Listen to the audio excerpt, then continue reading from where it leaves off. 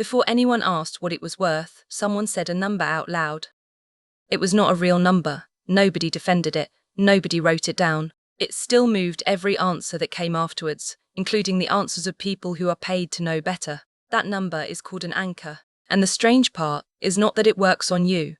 The strange part is who it works on hardest.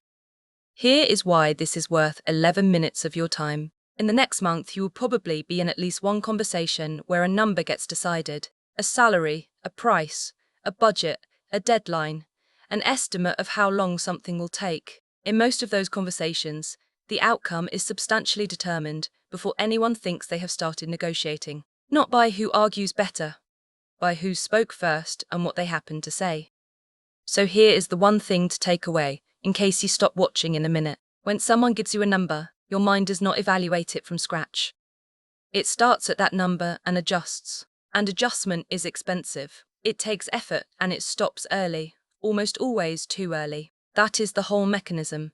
You do not reject a bad anchor. You move away from it insufficiently and then you stop.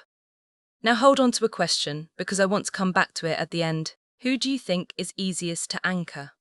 The person who knows nothing about the subject, or the expert who has done this 1,000 times? Most people answer that immediately and confidently. Most people are wrong. The idea came out of work by Amos Tversky and Daniel Kahneman in the early 1970s, published in Science in 1974. That is the paper that named a whole family of these mental shortcuts. Their demonstration was almost rude in how simple it was. Show someone an arbitrary number.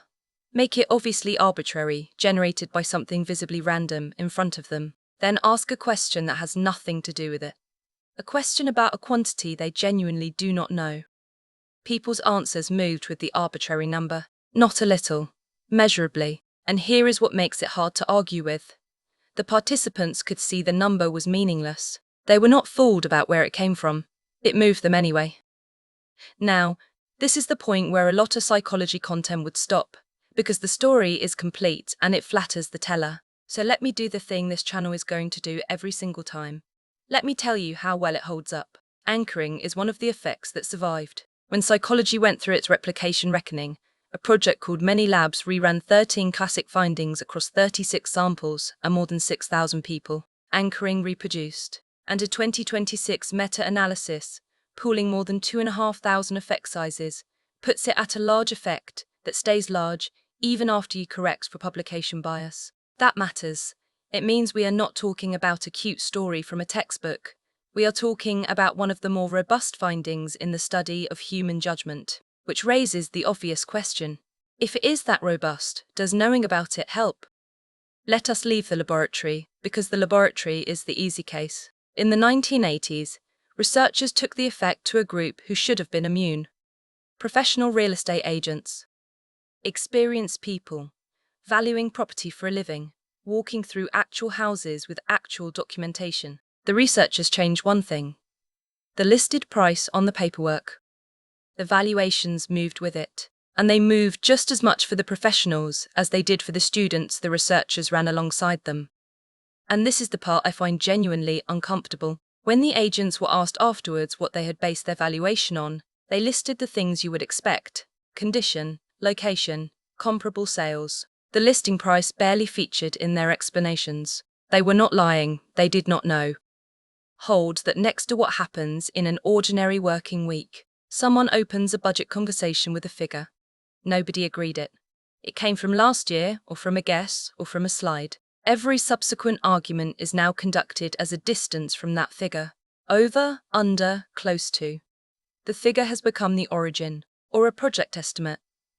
Someone says a couple of weeks early, casually, before anyone has looked at the work. Every later estimate is an adjustment from a couple of weeks.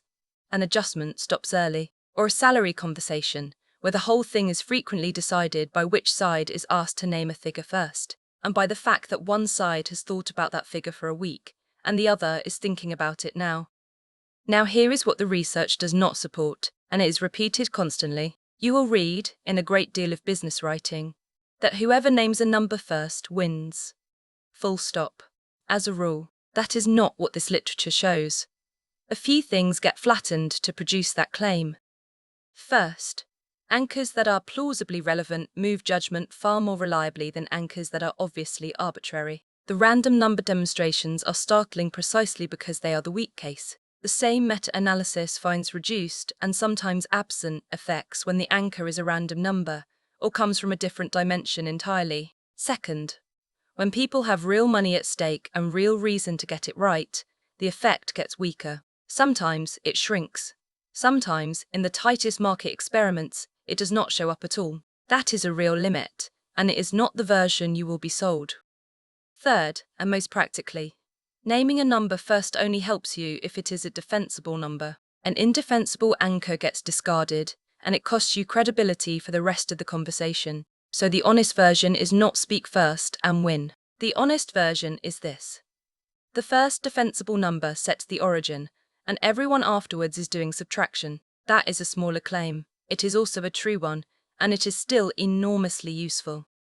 Which brings me back to the question from the beginning, who is easiest to anchor? The intuitive answer is the novice, because the novice has no independent knowledge to defend with. It is a reasonable answer, and it is backwards. Think about what an expert actually does when given a number. They engage with it. They have a rich mental model. They can generate reasons the number might be right, and they start adjusting from it. Thoughtfully, in detail, and still insufficiently. The expertise gives them more machinery to adjust with, and the adjustment still stops early. It just stops early, with better justifications attached. The novice, meanwhile, often has no idea where to start, and sometimes simply refuses to guess. This is not a story about experts being stupid. It is the opposite. The mechanism runs on competence. It uses your model of the world against you, and the better your model, the more convincing the output. Which is also why just be aware of it is such weak advice. Awareness does not give you a second, uncontaminated starting point. Once you have heard the number, you no longer have access to what you would have thought without it. That version of you is gone. So the defense is not resistance, it is sequence. Decide your number before the conversation, in writing, with your reasoning next to it. Not a range, a figure, and why. Because a range gives you an endpoint to be dragged toward, and a written reason gives you something to check the drag against. That is the entire technique.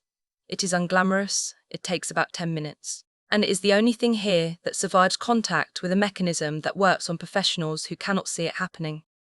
And look at what the board says now. One line. One number at the end of it. Every judgment we've talked about, the laboratory estimate, the house, the budget, the deadline, the salary, clustered near that number, none of them arriving at where they should have been. Not because those people were careless, because they started somewhere, and stopping is easier than arriving. There is a companion to this, and it is stranger.